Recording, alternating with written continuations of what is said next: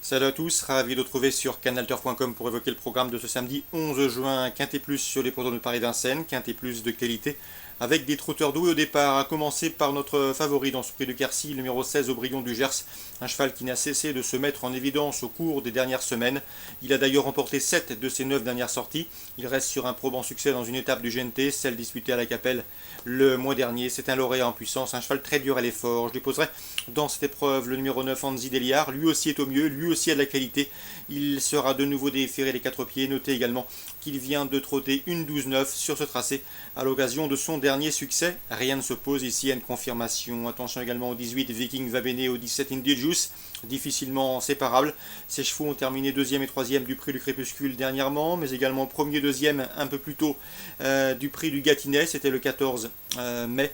Et dans ce lot, il devrait une nouvelle fois jouer la victoire. Le 12, un Saint-Arrose, sera retenu en léger retrait, un cheval régulier, confirme à ce niveau, qui possède de la vitesse, sans doute mieux sur les parcours réduits, mais qui ici peut tirer son épingle du jeu, d'autant qu'il fait face à un engagement intéressant au premier poteau.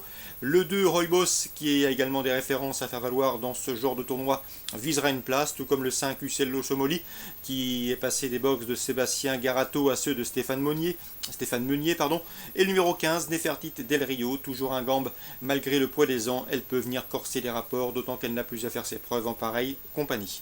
Résumé chiffré, 4 chevaux selon moi se dégagent, le 16, le 9, le 18 et le 17, devant le numéro 12, devant le 2, le 5 et le 15.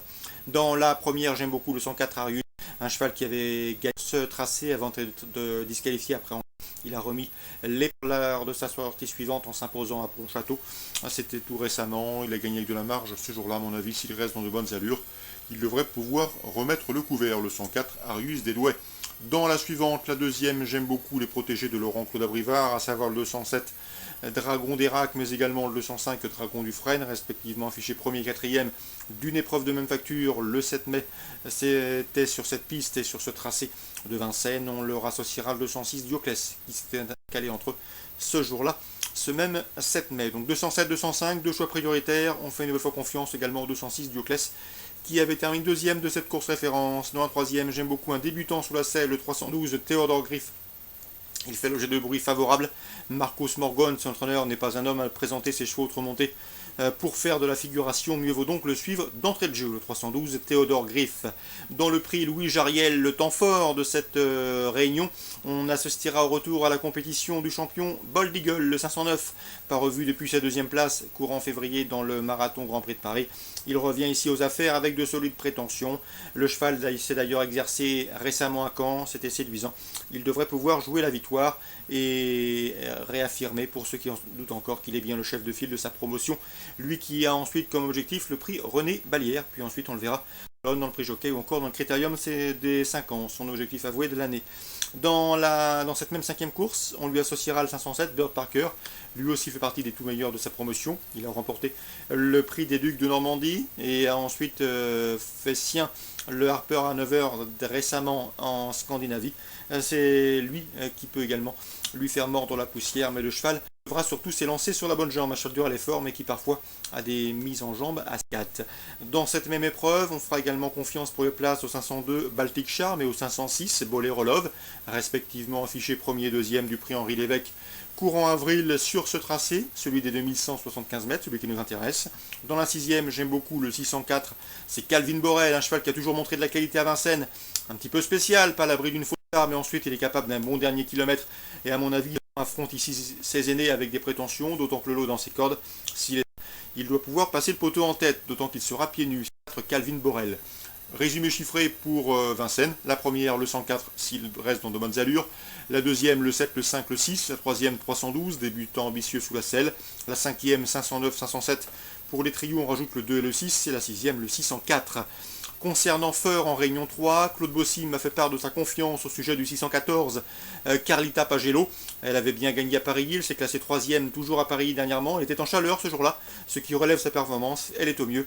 Et d'après son entraîneur, elle devrait jouer les premiers rôles car le lot, selon lui, n'a rien d'extraordinaire. 614 Carlita Pagello qui s'élance avec la confiance de son mentor. Dans la 9ème, je ferai une nouvelle fois confiance au 901 Velouté qui a bien gagné à Caen dernièrement dans un bon lot, un lot de bonne facture. L'engagement est intéressant pour se protéger de la famille Vielle. Le cheval compte déjà 8 victoires et 8 places c'est-à-dire 16 podiums en 32 courses courues, et à mon avis il peut soigner ses stats ce samedi, le 101 velouté. Concernant Toulouse en Réunion 5, eh bien Thierry de Laurière m'a fait part également de son optimisme concernant le 112 de Fidelio du Pecos.